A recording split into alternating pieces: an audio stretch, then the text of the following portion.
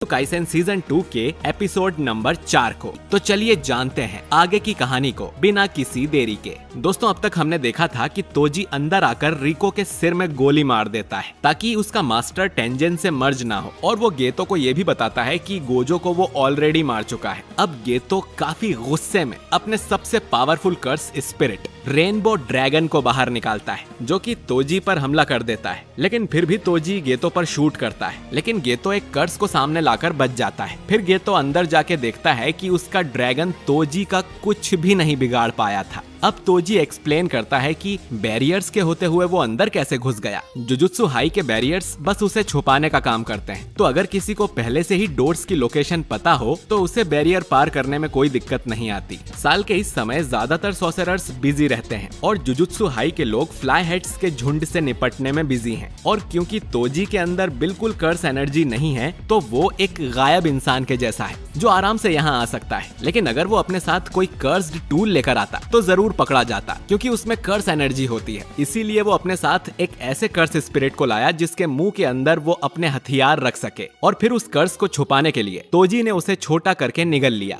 जिससे कि वो भी तोजी के साथ गायब हो गया। और इस तरह से तोजी चुपके से अंदर आया था और आते ही उसने गोजो पर अटैक कर दिया। वो सीधा रिको पर भी अटैक कर सकता था, लेकिन गोजो को जिंदा छोड़ने का रिस्क वो नहीं लेना चाहता था। अब गेतो को समझ आ गया था कि तोजी हेवनली रेस्ट्रिक्शन के साथ पैदा हुआ था और अपनी इंफॉर्मेशन देने से तोजी और भी ज्यादा ताकतवर हो जाता है, ठीक उसी तरह जिस तरह टेक्निक बताने से सॉर्सरर होता है। लेकिन गेतो ये जानना चाहता था कि वो यहाँ टॉम के अंदर तक कैसे आ गया, जिस पर तोजी बताता है कि इंसान अपने पीछे कई सुराग छोड़ता है, जैसे पैरों के निशान या शरीर की स्मेल। हेवनली पैक्ट के कारण तोजी के बाकी 5 सेंसेस काफी स्ट्रॉन्ग है, तो वो आसानी से इनका पीछा करके यहाँ आ गया। गेतो पूछता है कि रास्ते में मितासो मिली होगी, जिस पर तोजी बताता है कि वो पक्का नहीं कह सकता कि वो औरत अब तक जिंदा बची होगी या नहीं। अब गेतो का ड्रैगन फिर से तोजी पर अटैक करता है। साथ ही गेतो कुछ छोटे कर्सेस को मशीन गन की तरह भी तोजी पर फायर कर रहा था। फिर वो एक जायंट कर्स को भी समन कर लेता है, लेकिन फिर तोजी अपनी कटाना से रेनबो ड्रैगन को चीर देता है,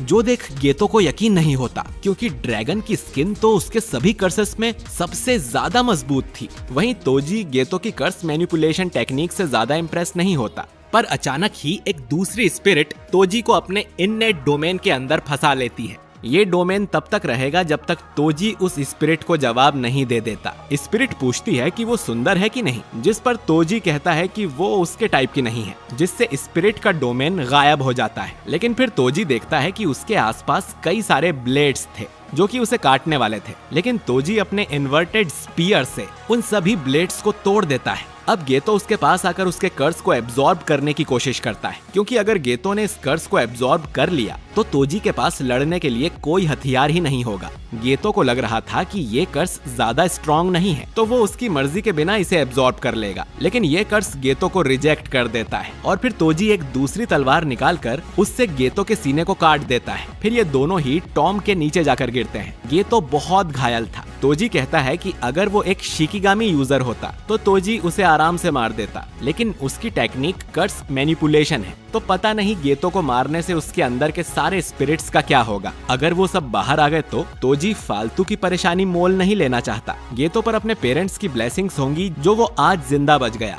लेकिन इतनी सारी ब्लेसिंग्स और पावर्स के बाद भी ये लोग उसके जैसे मंकी से हार गए जो कर्स्ड टेक्निक भी यूज नहीं कर सकता। तभी ब्लेसिंग्स से तोजी को याद आता है कि मेगुमी उसके बेटे का नाम है। जी हाँ दोस्तों, तोजी मेगुमी फुशिगिरो का फादर है। खैर, दूसरी तरफ हम गोजो के हाथ को हिलता हुआ देखते हैं, यानी कि गोजो अभी भी जिंदा है। इसके बाद तोजी स्टार प्लाज्मा वेसल यानी रिको की लाश को स्टार रिलीजियस ग्रुप के हेडक्वार्टर्स में ले जाता है, जहां पर इनका प्रेसिडेंट रिको की लाश देखकर खुश होता है और कहता है कि इस काम का तोजी को एक्स्ट्रा पेमेंट मिलेगा। वो आगे बताता है कि मास्टर टेंजन ने ही नारा पीरियड में जुजुत्सु सॉर्सरर्स की स्थापना की थी और जापानीज बुद्धिज्म को फैलाया था, लेकिन जुजुत्सु सॉर्सरर्स और रिलीजियस लोगों की आपस में कभी नहीं बनी, जिससे टाइम वेसल एसोसिएशन का जन्म हुआ, जिनमें कोई भी कर्स यूजर नहीं है। और वो बिल्कुल भी नहीं चाहते थे कि उनके गॉड मास्टर टेंजन का मर्ज किसी अपवित्र इंसान से हो। इसीलिए उन्होंने तोजी को हायर किया ताकि वो रिको को मार दे और इसका जो भी अंजाम होगा ये लोग भुगतने को तैयार हैं, चाहे master tangent out of control होकर इंसानियत के लिए ही खतरा क्यों न बन जाएं।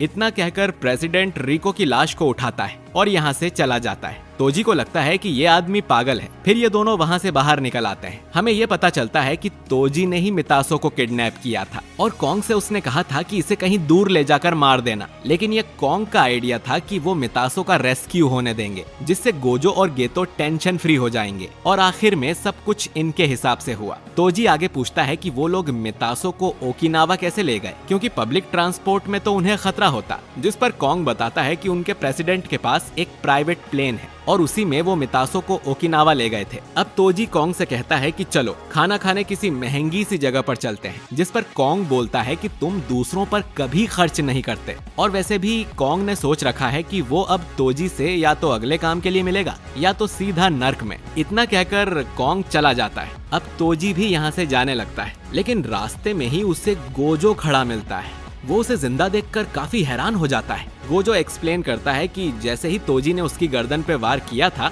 वैसे ही गोजो ने अपना सारा फोकस रिवर्स कर्स्ड टेक्निक पर लगा दिया था, जिससे कि वो खुद को ठीक करके हील हो गया। लेकिन ये पहली बार था जब गोजो रिवर्स कर्स टेक्निक को यूज कर पाया था। तोजी ने सिर्फ एक गलती कर दी थी। अगर उसने गोजो का सिर धड़ से अलग कर दिया होता तो गोजो आज जिंदा नहीं होता। साथ ही रिवर्स टेक्निक और लिमिटलेस टेक्निक यूज करने से गोजो का दिमाग थोड़ा चल सा गया है और वो बड़बड़ करता ही रहता है कि कैसे मौत की कगार पर होने से उसने रिवर्स कर्स टेक्निक यूज करना सीख लिया और उसने कर्स्ड एनर्जी को पूरी तरह से समझ लिया है। अब तोजी गुस्से में फिर से इन्वर्टेड स्पीयर निकालता है और कहता है कि लड़ाई तो अब शुरू हुई है।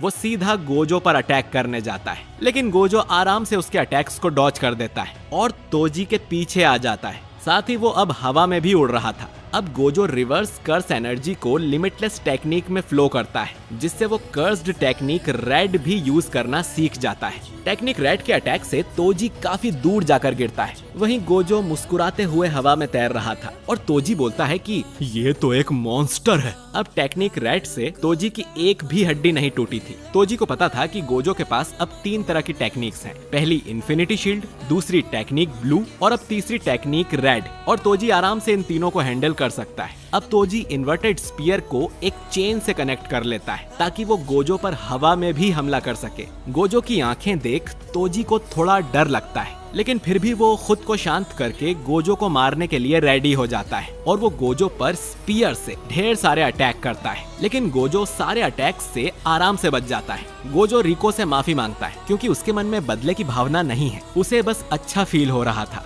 धरती से लेकर स्वर्ग तक सिर्फ वो ही सबसे महान है। गोजो आगे कहता है कि टेक्निक्स की इन्फॉर्मेशन लीक होना कोई बड़ी बात नहीं है। तोजी जेनिन क्लैन से है, इसीलिए उसे लिमिटलेस टेक्निक्स के बारे में इतना कुछ पता है। लेकिन एक ऐसी टेक्निक है जिसके बारे में गोजो क्लैन से भी कुछ लोग ही जानते हैं। ये एक हॉलो टेक्निक है जो कि रेड और ब्लू को आपस में मिला देती है। इससे एक पर्पल टेक्निक बनती है जो कि अपने रास्ते में आने वाली हर चीज का सफाया कर देती है। गोजो अब अपनी पर्पल टेक्निक से अटैक करता है, जिससे तोजी के शरीर का आधा हिस्सा कट जाता है। तोजी की हार हो चुकी थी। तोजी को अब अपनी गलती का एहसास होता है कि उसे गोजो से नहीं लड़ना चाहिए था। उसे ये कहकर यहाँ से भाग जाना चाहिए था कि वो फ्री में कोई काम नहीं करता, लेकिन उसके सामने दुनिया का सबसे बड़ा सॉसेरर खड़ा था और तोजी उसे हराना चाहता था ताकि वो अपनी जेनिन फैमिली को बता सके कि वो कितना काबिल है, जिन्होंने उसे जेनिन क्लैन से बेदखल कर दिया था। अगर उसने घमंड को साइड में रखा होता तो आज वो हारता नहीं। अब गोजो तोजी से उसके आखिरी शब्द पूछता है, जिस पर तोजी को मेगुमी की याद आती है और वो गोजो को बताता है कि उसके बेटे मेगुमी को 2-3 सालों में जेनिन क्लैन को बेच दिया जाएगा, तो तुम इस इन्फॉर्मेशन के साथ जो चाहे कर लो। और इसके बाद तोजी की मौत हो जाती है। इधर गेतो भी भागते हुए टाइम वेसल हेडक्वार्टर्स में जा रहा था। उसे रास्ते में तोजी का वो कर्स मिलता है जो कि घायल हो गया था। फिर गेतो जब अंदर जाता है तो देखता है कि गोजो ने रिको की लाश को उठाया हुआ था। आसपास ग्रुप के लोग खड़े थे जो कि रिको की डेथ पर ताली बजा रहे थे। गेतो गोजो को बताता है कि शोको ने उसके घाव हील कर दिए थे और वो तुरंत यहाँ आ गया। लेकिन गेतो को ऐसा लग रहा था कि गोजो अब काफी बदल गया है। वो गोजो से कहता है कि अब उन्हें यहाँ से चलना चाहिए, पर गोजो गेतो से पूछता है कि क्या उन्हें यहाँ खड़े सभी लोगों को मार देना चाहिए, क्योंकि उसका तो कुछ भी करने का मन नहीं है। गेतो मना करते हुए कहता है कि इसका कोई मतलब नहीं होगा, क्योंकि ये लोग तो बस गुलाम हैं और इन्हें कंट्रोल करने वाले पहले ही भाग गए होंगे और जो कांड उन्होंने किया है उससे ये टाइम वेसल ग्रुप जल्द ही बंद कर दिया जाएगा। गोजो आगे कहता है कि हर चीज का मतलब हो ऐसा जरूरी तो नहीं। इतना कहकर गोजो यहाँ से निकल जाता है। गेतो उसे कहता है कि मतलब होना जरूरी है, खासकर एक जुजुत्सु सॉर्सरर के लिए। और ये एपिसोड यहीं पर खत्म हो जाता है। तो दोस्तों हिडन इन्वेंट्री आर्क में अब सिर्फ एक एपिसोड ही बाकी रह गया है, यानी कि उसके बाद कहानी प्रेजेंट में आ जाएगी और हमें यूजी देखने को मिलेगा। तो गेतो आखिर विलन कैसे बन गया, जानने के लिए अगला एपिसोड देखना बिल्कुल ना भूलें। वीडियो अच्छा लगा है तो इसे लाइक और शेयर कीजिए। चैनल पर नए हैं तो हमारे चैनल सब्सक्राइब करके बेल आइकन दबाइए। मिलता हूँ मैं आपसे अगले वीडियो में। शुक्रिया।